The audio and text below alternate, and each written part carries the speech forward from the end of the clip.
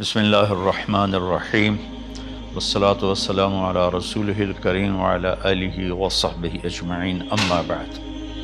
میرے محترم بھائیوں، بہنوں، بچوں، بچیوں، عزیزوں، جاننے والے، نہ جاننے والے، السلام علیکم ورحمۃ اللہ وبرکاتہ۔ کچھ دنوں سے میں قرآن سے اللہ کی پسندیدہ ہستیاں کون ہیں، کہ اللہ کس کو پسند کرتا ہے، ولی دوست کو کہتے ہیں۔ تو اللہ کا دوست کون ہے؟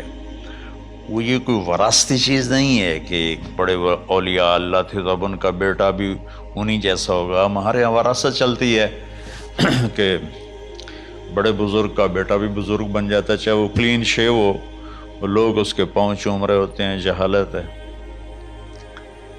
تو آج میں تھوڑا سا سورہ بنی اسرائیل ہے، اس میں بھی سارے اخلاق بیان ہوئے۔ میرے بھائی بہنوں، ایمان لانے کے بعد انسان بنتا ہے، اور اس کے بعد اس کی قیمت، اس کا بڑا پن، اس کی وجاہت، اس کی شرافت وہ پیسوں سے نہیں ہوتی۔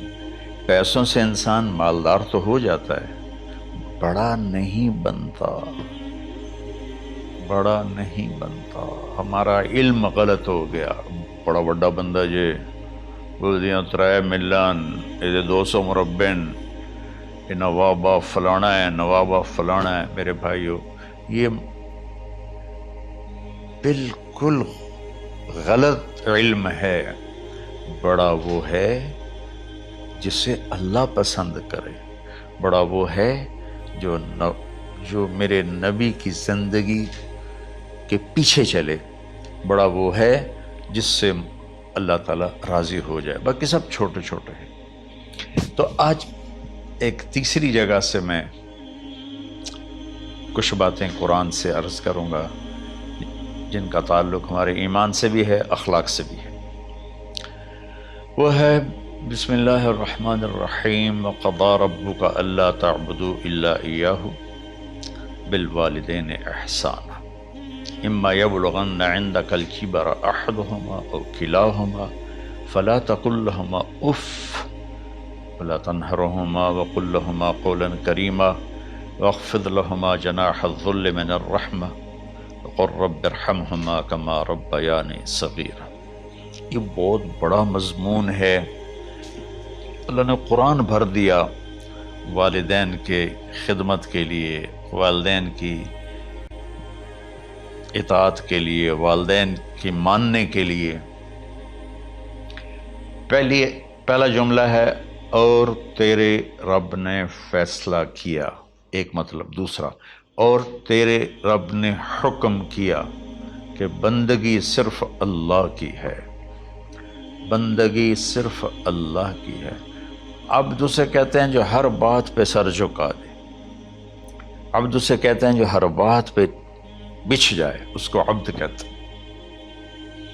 تو اللہ کہہ رہا ہے میرے بندو، میرا ایک فیصلہ ہے اور میرا ایک حکم ہے، میرے سوا نہ تمہارا ہاتھ کسی کے آگے پھیلے، نہ تمہاری گردن کسی کے آگے جھکے۔ ایک دوسرے سے مدد لینا، اس کو ایک دوسرے کی تعاونوں میں آ جاتا۔ تعاونوا علی البر والتقوی، ایک دوسرے کا ساتھ دو، ایک دوسرے کی مدد کرو۔ میرے نبی قرضہ اٹھاتے تھے۔ میرے نبی جب انتقال ہوا تو آپ کی زرہ 9 وسق پر، وسق 5 من کا ہوتا ہے، تو وہ جو کے بدلے آپ نے زرہ رکھوائی تھی کہ جب میں تمہیں ادا کروں گا زرہ لے لوں گا، اور آپ کا انتقال ہو گیا، آپ زرہ اپنی واپس نہیں لے سکے۔ وہ چیزیں جن کا تعلق صرف اللہ کی ذات سے ہے اور کوئی نہیں کر سکتا، اس میں صرف اللہ کے آگے ہاتھ پھیلا، جیسے ہم کہتے ہیں مدد، نصرت۔ اللہ کہتا میں ہوں، الا ان نصر اللہ قریب، سنو میری مدد تمہارے قریب ہے۔ تو اللہ تعبدوا الا ایاہ، بس ایک چھوٹا سا جملہ اللہ نے یہاں کیا، چونکہ یہاں اللہ نے والدین اور اخلاق بتانے تھے تو اپنے لیے صرف ایک جملہ بولا، باقی باتیں بھی اللہ کے لیے ہیں، لیکن اللہ نے میری بندگی، اس بندگی سے مراد 5 وقت کی نماز نہیں ہے، حج، روزہ، زکوٰۃ نہیں ہے اس کی مراد، یہ ساری باتیں داخل ہیں، اور اس کے ساتھ 24 گھنٹے کی زندگی اللہ کی مرضی پر گزارو، نفع آئے تو شکر ادا کرو، نقصان ہو تو صبر کرو، برداشت کرو، پھر بھی شکر ادا کرو، کہ میرا رب یہ کہہ رہا ہے کہ میں نے صرف اللہ سے تعلق جوڑنا ہے۔ اللہ کے نبی نے اپنے چچا زاد بھائی عبداللہ بن عباس سے فرمایا کہ یا غلام، اے نوجوان، اوصیک بکلمات فاحفظہ، میں تمہیں چند باتوں کی وصیت کرتا ہوں، کیا؟ احفظ اللہ، احفظ اللہ یحفظک اللہ، یحفظک اللہ، اللہ کے اوامر کی حفاظت کر، اللہ تیری حفاظت کرے گا۔ احفظ اللہ تجدہ تجاہک، تو اللہ کے اوامر، اسلام، حلال حرام کی پہچان کر کے زندگی گزار تو اللہ کو ہر وقت تو اپنی مدد کے لیے تیار پائے گا۔ اور لمبی حدیث ہے، بنا عشاء کی نماز کا وقت ہو رہا ہے، اس میں وہ جملہ جو اس میرے مضمون سے متعلق ہے، وَإِذَا سَأَلْتَ فَاسْأَلِ اللَّهِ، جب بھی مانگو اللہ سے مانگو، جب بھی مانگو اللہ سے مانگو، اللہ کے سوا کوئی دینے والا نہیں ہے، صرف اللہ ہے دینے کے لیے۔ وَإِذَا اسْتَعَنْتَ فَاسْتَعِنْ بِاللَّهِ، اور جب مدد کے لیے ہاتھ اٹھاؤ تو صرف اللہ کو پکارو، جب ضرورت حاجت کے لیے، مدد کے لیے ہاتھ اٹھاؤ تو اپنے اللہ کو پکارو۔ تو یہ حدیث کی بات بھی ہے، جو قرآن کی بات بھی ہے۔ اس کے بعد آگے اللہ کہتا ہے وَبِالْوَالِدَيْنِ إِحْسَانًا، اور اپنے والدین کے ساتھ احسان کرو۔ احسان کا کیا مطلب ہے؟ اللہ آگے اسی کی تشریح کر رہا ہے۔ ویسے احسان کا مطلب عربی میں ہوتا ہے، یہ جو ہمارا اردو کا احسان ہے، میں تیرے تو احسان کیتا تو ہوں میں نالے کی کر رہے ہیں، یہ بھی مطلب ہے، لیکن احسان کا اصل مطلب ہوتا ہے، احسان حسن سے ہے، حسن، حسن سے الف، 2 الف ملے اور احسان بن گیا۔ احسان کا مطلب ہوتا ہے کسی بھی کام کو جو دنیا کا ہے، دین کا ہے، اسے انتہائی خوبصورت طریقے سے کرنا۔ جیسے کسی دلہن کا میک اپ ہوتا ہے نا، تو 5-6 گھنٹے 4 گھنٹے کے بعد وہ کہتی ہے، جو ہوتی ہے اس کا میک اپ کرنے والی، کہ جی بس یہ مکمل ہو گیا ہے اور اب اس سے آگے نہیں ہے۔ تو آخری اچھائی کی آخری انتہا پر پہنچ کے کام کرنے کو احسان کہتے ہیں۔ تو میرا اللہ کہہ رہا ہے میرے بندو، اپنے والدین کے ساتھ وہ کرو کہ جو بھلائی کی، خدمت کی، ماننے کی آخری حد ہے۔ سبحان اللہ۔ وبالوالدین احسان، بالوالدین پہلے ہے، احسان بعد میں ہے۔ اللہ تعالیٰ نے باقی سب کو پیچھے کر کے فرمایا کہ دیکھو خاص طور پہ ماں باپ کے ساتھ وہ رویہ کرو کہ ان کے دل سے دعائیں نکلیں۔ چند دن پہلے ایک والد یوں ہاتھ اٹھا کے کہہ رہا تھا اپنے بیٹے، اکلوتا بیٹا، میں منگنا اللہ کو لو، اللہ تینوں چاہ لگے۔ باپ بیٹے کے لیے یہ دعا مانگ رہا تھا اور بیٹا اکیلا ہے، یہ بد دعا باپ کر رہا تھا۔ تو بھائیو، ایسی اولاد نہ بنو جس ماں نے پیٹ میں 9 مہینے اٹھایا، پھر جننے کی تکلیف برداشت کی۔ ایک شخص آیا حضرت عبید بن عمیر کے پاس کہ حضرت میں نے ماں کو اپنے کندھے پہ بٹھا کے پیدل حج کرایا ہے، مینا لے گیا، عرفات لے گیا، مزدلفہ، پھر مینا، پھر مکہ، تو کیا میں نے ماں کا حق ادا کر دیا؟ میں نے فرمایا ولا طلقۃ واحدہ، بیٹا ابھی ایک طلقہ کا حق بھی ادا نہیں ہو۔ طلقہ کسے کہتے ہیں؟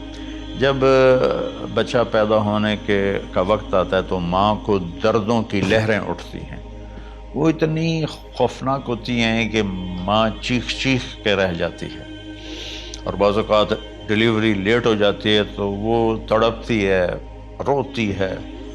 وہ جو لہریں ہیں نا پیٹ میں آتی ہیں جاتی ہیں، آتی ہیں جاتی ہیں، ایک لہر جو درد کی اٹھتی ہے اس کو کہتے ہیں طلقہ۔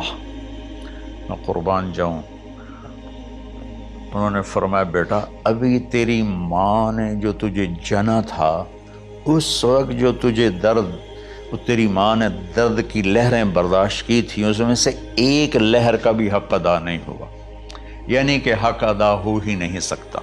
یہ مطلب کہ حق ادا ہو ہی نہیں سکتا، کہ بیٹا ابھی ایک کا بھی نہیں۔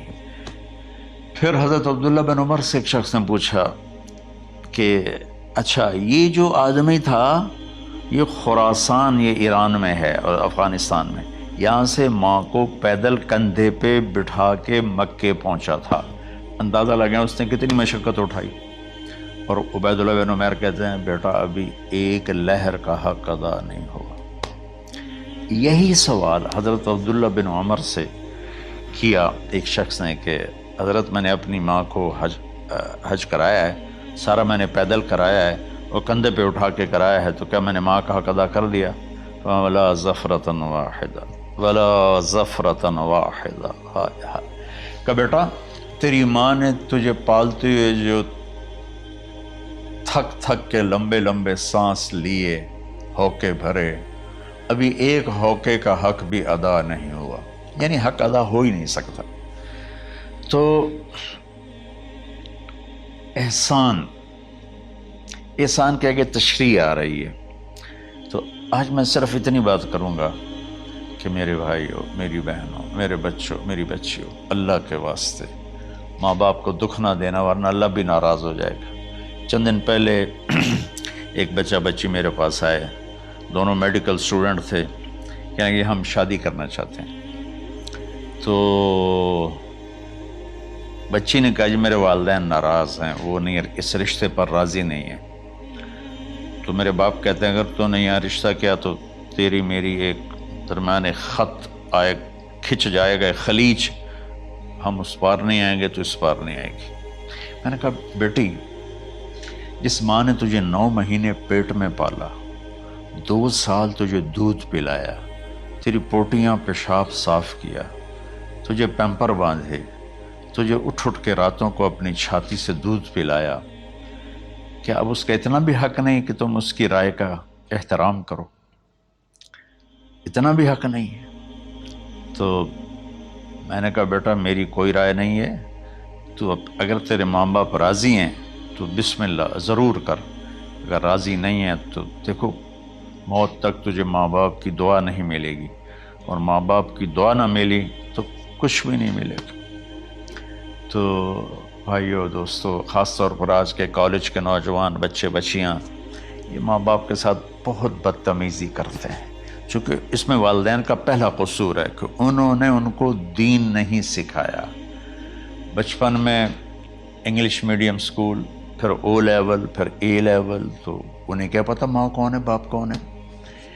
ایک پرانی بات ہے، ایک شخص اپنے بیٹے کو لے کر آیا کہ یہ میرا بچہ ہے اور یہ فلاں جگہ شادی کرنا چاہتا ہے، اور ہم میں سے کسی کی رائے نہیں ہے،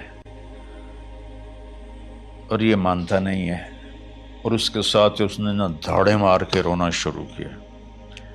تو میں نے بچے کو دیکھا تو یوں کر کے بیٹھا تھا، اس کا باپ رو رہا ہے، ہچ کیوں تو ایسے بیٹھا ہو۔ تو مجھے اچانک خیال آیا، میں نے کہا شیخ صاحب اس کو کہاں پڑھایا تھا؟ کہا جی امریکن سکول۔ اس کے بعد آسٹریلیا بھیجا تھا مزید تعلیم کے لیے۔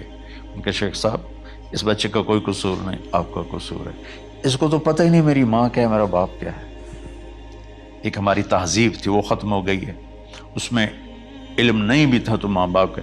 میں نے اپنی آنکھوں سے دیکھا، میں نے اپنے دادا کو دیکھا لیکن مجھے یاد نہیں، لیکن جو میرے دادا کے چھوٹے بھائی تھے ان کو میں سنبھلتا ہوں، ان کو میں نے دیکھا ہے، 3ری 4تھی جماعت تک میں تھا، 61 میں ان کا انتقال ہوا، میری 9 سال عمر تھی، تو 8 سال۔